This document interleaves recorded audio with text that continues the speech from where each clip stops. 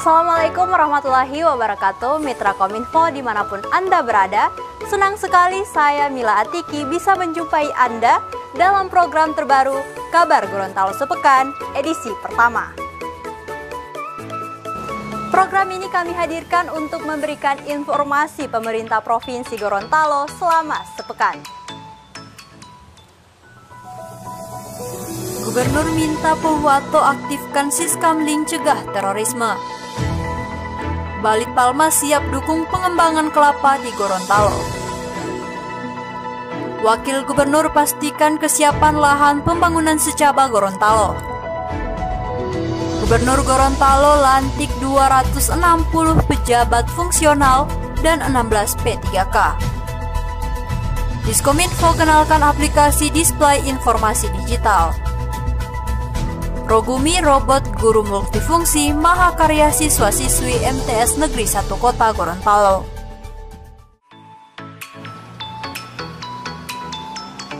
Gubernur Gorontalo Rusli Habibie meminta masyarakat Pohuwato untuk meningkatkan kewaspadaan terhadap terorisme. Salah satu cara yang bisa dilakukan adalah dengan mengaktifkan kembali sistem keamanan lingkungan atau Siskamling.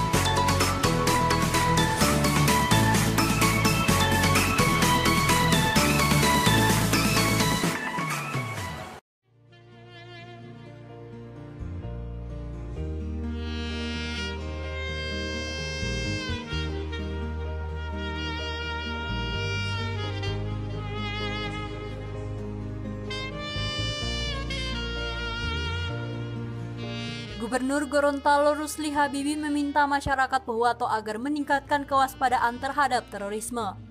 Salah satu caranya dengan mengaktifkan kembali sistem keamanan lingkungan atau Siskamling sebagai salah satu langkah strategis yang bisa digalakkan masyarakat.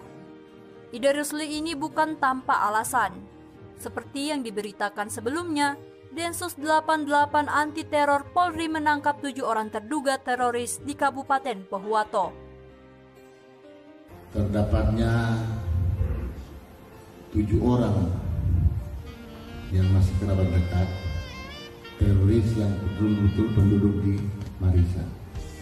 Saya ditelepon kiri kanan, ditanya yang di kiri kanan, tapi saja sudah ditangani oleh pihak Densus 88. Gubernur 2 periode ini menambahkan ditemukannya terduga teroris di Pohuwato cukup mencengangkan masyarakat luas.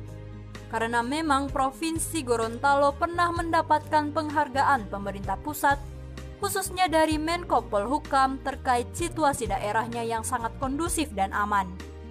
Selain pengaktifan kembali Siskamling, dalam rapim tersebut Rusli juga berpesan APBD 2021 Pohuwato harus terus pro rakyat. Terlebih di 2021 ini, Pohuwato akan dipimpin oleh Bupati yang baru. Mengingat 2 hari lagi Bupati Pohuwato Syarif Mbuinga dan Wakil Bupati Amin Haras akan menyelesaikan masa tugasnya.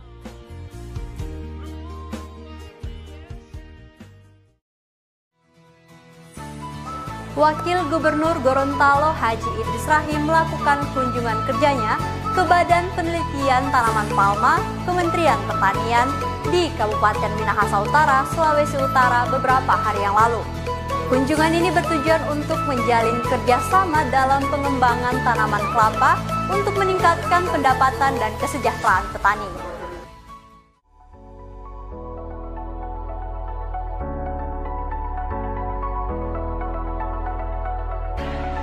Wakil Gubernur Gorontalo Haji Idris Rahim melakukan kunjungan kerja ke Balai Penelitian Tanaman Palma Kementerian Pertanian di Manado, Sulawesi Utara pada Sabtu 13 Februari 2021. Kunjungan tersebut bertujuan untuk menjalin kerjasama dengan Balit Palma dalam pengembangan tanaman kelapa yang menjadi salah satu prioritas Pemprov Gorontalo dalam meningkatkan pendapatan dan kesejahteraan petani. Idris menuturkan kerjasama tersebut sangat dibutuhkan karena Balit Palma memiliki inovasi dan teknologi pendukung lainnya dalam pengembangan berbagai varietas kelapa. Menurutnya, inovasi dan teknologi itu akan mendukung upaya Pemprov Gorontalo dalam melakukan program peremajaan kelapa, perluasan tanam, hingga pengembangan varietas kelapa baru.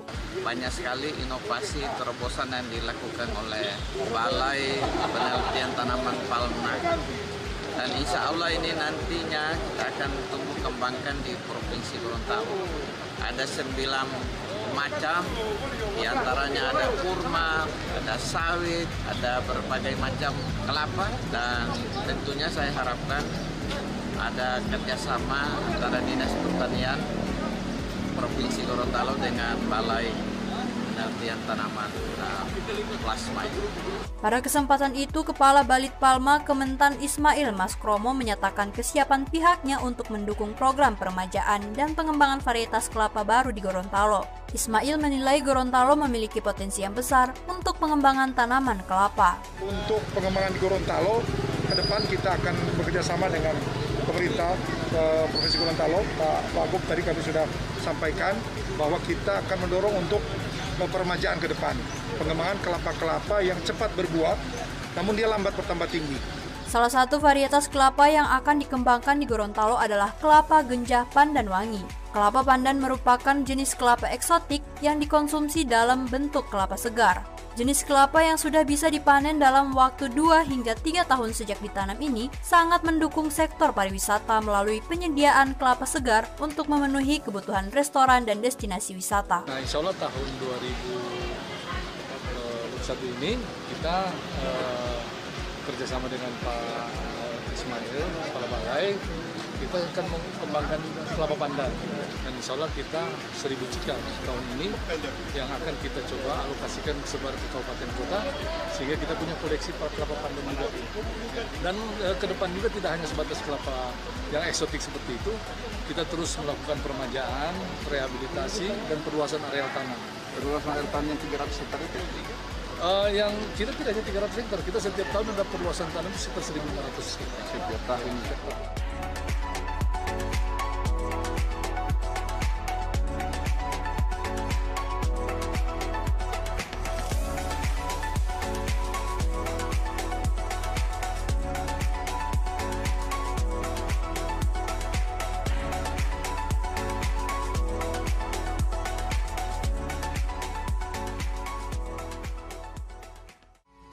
Pemerintah Provinsi Gorontalo tengah menyiapkan lahan untuk pembangunan sekolah calon bintara di Desa Tabongo Barat, Kecamatan Tabongo, Kabupaten Gorontalo.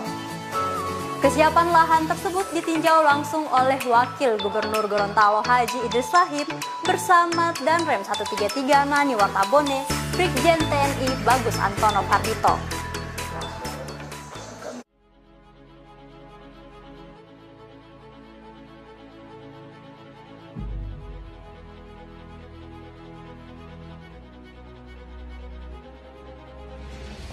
Wakil Gubernur Gorontalo Haji Idris Rahim memastikan lahan yang disiapkan pemerintah Provinsi Gorontalo untuk pembangunan sekolah calon bintara TNI Angkatan Darat telah siap digunakan.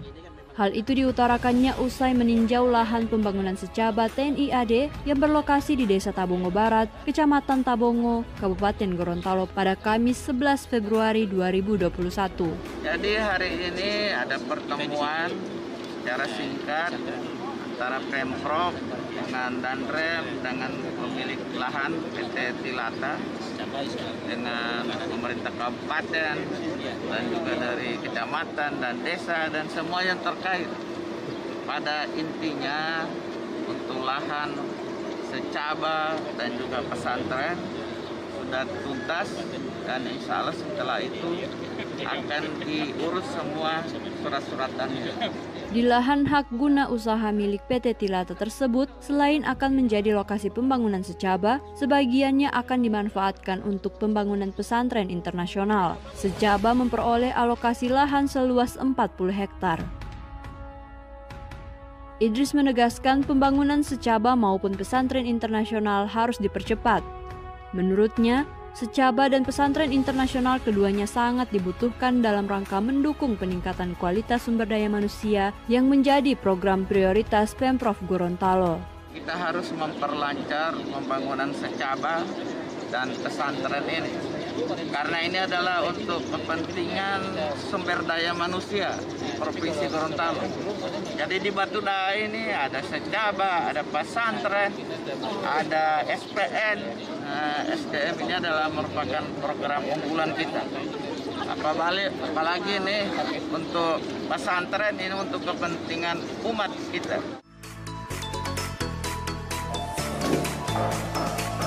Sebanyak 260 pejabat fungsional dan 16 pegawai pemerintah dengan perjanjian kerja dilantik dan diambil sumpahnya oleh Gubernur Rusli Habibie pada Rabu kemarin. Pelantikan ini dirangkaikan dengan pengambilan janji ASN bagi 301 PNS dan P3K.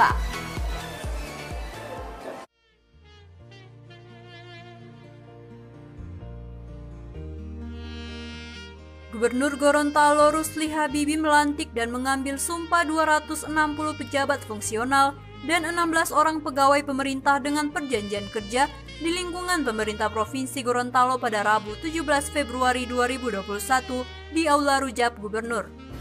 Melantik saudara-saudari sebagai pejabat fungsional di lingkungan pemerintah Provinsi Gorontalo. 260 pejabat fungsional ini terdiri dari 15 tenaga kesehatan, 34 tenaga teknis, dan 211 tenaga guru. Dalam sambutannya, Rusli menyampaikan banyak harapannya untuk pejabat yang dilantik hari ini. Terlebih saat ini pegawai di Provinsi Gorontalo semakin banyak, yang artinya beban APBD lebih terasa, utamanya dalam pembiayaan gaji, TKD, makan minum, kegiatan, dan lain sebagainya. Jangan melihat pendapatan, tapi yang ke belakang. Banyak sarjana yang ingin jadi ASN di Indonesia. Sementara itu, Kepala Badan Kepegawaian Daerah Provinsi Gorontalo, Zukri Suratinoyo menyampaikan, dasar pelaksanaan kegiatan ini adalah Undang-Undang Nomor 5 Tahun 2014 tentang Aparatur Sipil Negara dan juga Peraturan Pemerintah Nomor 53 Tahun 2010 tentang Disiplin Pegawai Negeri Sipil, di mana menyebutkan bahwa setiap PNS wajib mengucapkan sumpah janji PNS, termasuk juga P3K saat diangkat menjadi pegawai. Mantan Kepala Biro Humas ini menambahkan, proses seleksi pengisian jabatan fungsional dilakukan dengan ketat, dikarenakan SDM yang nantinya berada di sana harus sesuai keahlian dan keterampilan yang dimiliki.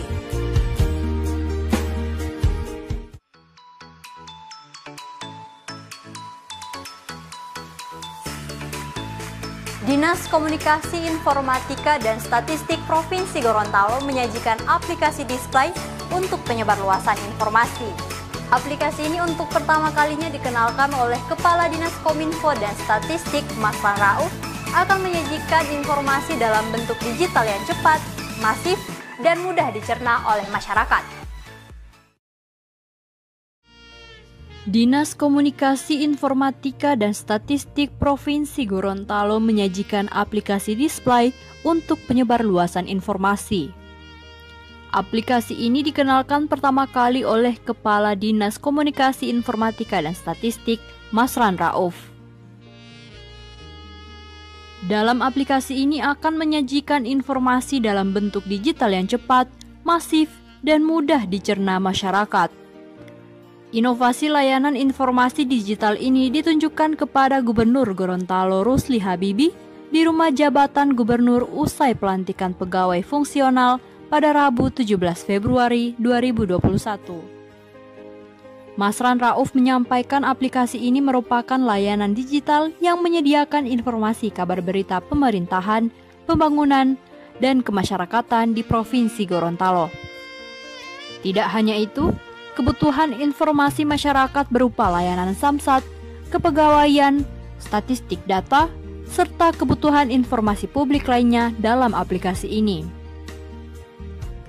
Dengan keterhubungan aplikasi ini dengan Videotron, maka aplikasi informasi terkait pemerintahan, pembangunan, kemasyarakatan akan dikelola dan didistribusikan lebih baik. Aplikasi digital media yang saat ini mulai akan kita display di seluruh front office OPD yang ada di Provinsi Gorontalo, termasuk layanan publik. Artinya display aplikasi media ini akan secara langsung akan dilihat oleh masyarakat apa-apa yang menjadi berita hari ini, dan ini secara real time akan secara simultan di display, sehingga pada saat masyarakat butuh informasi melalui samsat, melalui kepegawaian, urusan kepegawaian, dan urusan-urusan lain yang terkait dengan kebutuhan masyarakat, layanan masyarakat, kami akan penuhi di display ini. Display ini akan ditempatkan di seluruh tempat-tempat layanan umum, sehingga memungkinkan masyarakat yang butuh informasi secara langsung dapat melihat display ini. Di sini ada display statistik data. Kami akan sajikan juga termasuk informasi-informasi layanan lain yang akan dibutuhkan oleh masyarakat luas. Pengembangan aplikasi ini akan diintegrasikan dengan teknologi terkini, termasuk melalui telepon seluler.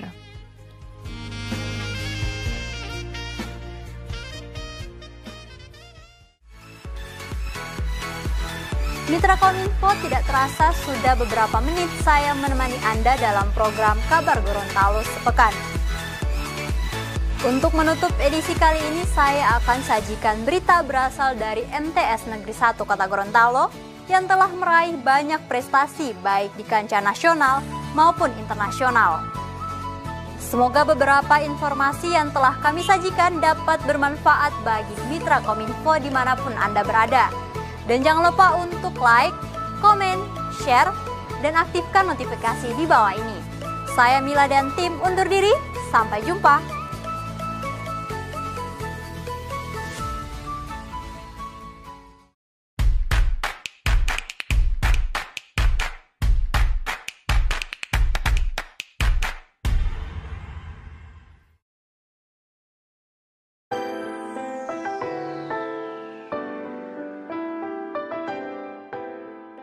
Madrasah Sanawiyah Negeri 1 Kota Gorontalo merupakan salah satu sekolah jenjang dasar pada pendidikan formal yang terletak di Jalan Poigar, Kecamatan Sipatana, Kota Gorontalo.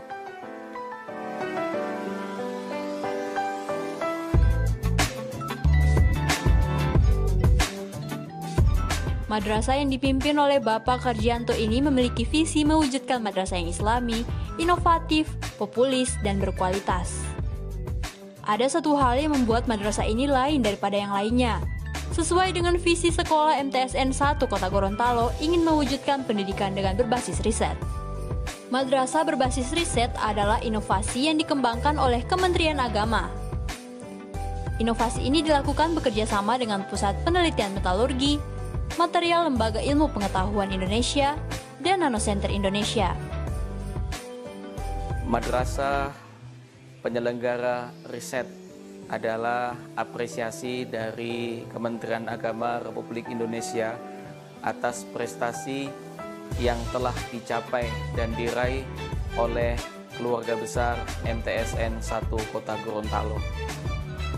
Berkat kerjasama dan semangat keluarga besar MTSN 1 Kota Gorontalo, madrasah penyelenggara riset ini bisa meraih beberapa prestasi baik di kancah nasional maupun internasional. Terlebihnya lagi, MTSN 1 Kota Gorontalo mendapatkan dukungan dari Gubernur Gorontalo Rusli Habibie. Dengan bangga beliau berharap MTSN 1 Kota Gorontalo akan melahirkan generasi teknokrat terbaik sebagaimana yang dicita-citakan Presiden ketiga almarhum B.J. Habibie yang ingin melahirkan 1000 Habibie di Indonesia. Saya selaku gubernur berharap kalian akan lahir sebagai generasi teknokrat terbaik yang akan melanjutkan menghasilkan karya dan mengharumkan nama bangsa Indonesia, khususnya Provinsi Gorontalo. Karena cita-cita Pak Habibie ketika beliau masih hidup, beliau akan ingin melahirkan ada 1000 Habibie di Indonesia, khususnya dari Gorontalo. 3 siswa MTSN 1 Kota Gorontalo yakni Ihwanul Alif Yunus, Azkia Muftia Rahman, dan Dayanara NR Hemeto berhasil menorehkan prestasi pada ajang Kaohsiung International Inventation dan Design Expo pada tahun 2020 yang digelar di Taiwan. Robot karya siswa MTSN 1 Kota Gorontalo yang diberi nama Robot Guru Multifungsi atau Rogumi meraih medali emas pada kompetisi yang diikuti oleh 26 negara. Rogumi kembali mengukir prestasi pada Madrasah Robotik Competition yang berlangsung di Bekasi, Jawa Barat. Pada ajang yang digelar dari tanggal 2 hingga 4 Februari 2021 itu, robot karya siswa MTSN 1 Kota Gorontalo meraih juara ketiga nasional di bidang kreatif untuk kategori The Best Design.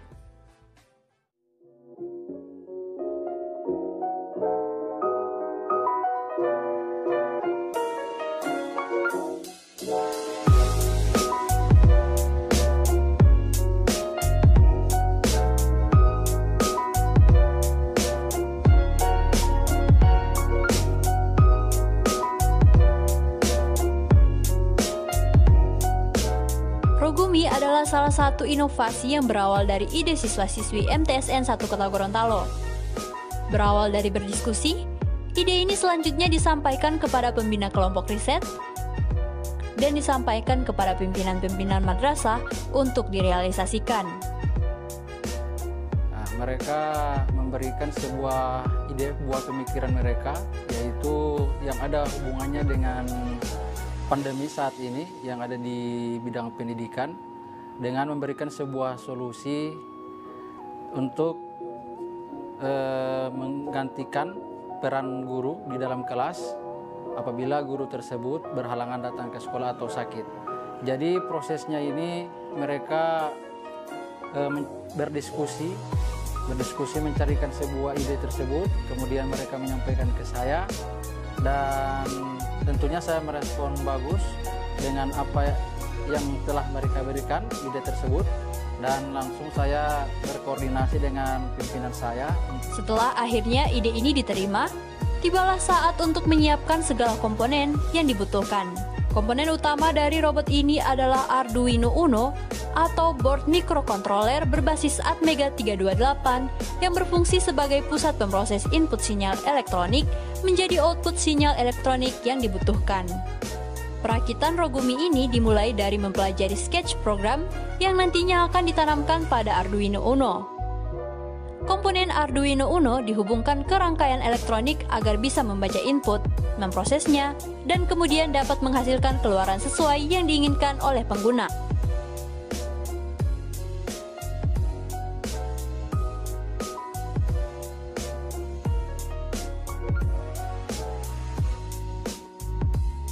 Untuk proses selanjutnya dipasangkan transmisi Arduino Uno.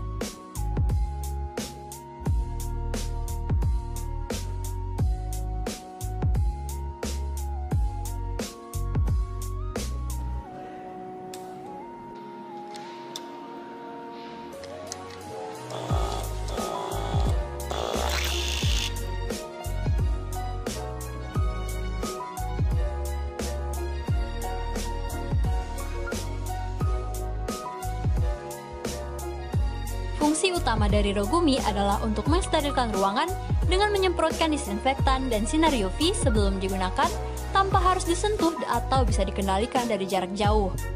Sesuai dengan nama robot tersebut, tidak hanya untuk mensterilkan ruangan, Rogumi juga ditambahkan fitur-fitur lainnya untuk membantu komunikasi antar siswa dan guru. Contohnya Google Meet untuk membantu kegiatan belajar mengajar saat seorang guru berhalangan untuk masuk kelas, serta dilengkapi dengan CCTV dan mini proyektor. Selain itu ada pula fitur tambahan seperti rak buku. Seluruh aktivitas Rogumi ini dapat dikendalikan melalui remote control. Pandemi COVID-19 telah mempengaruhi seluruh sendi-sendi kehidupan bermasyarakat, berbangsa dan bernegara.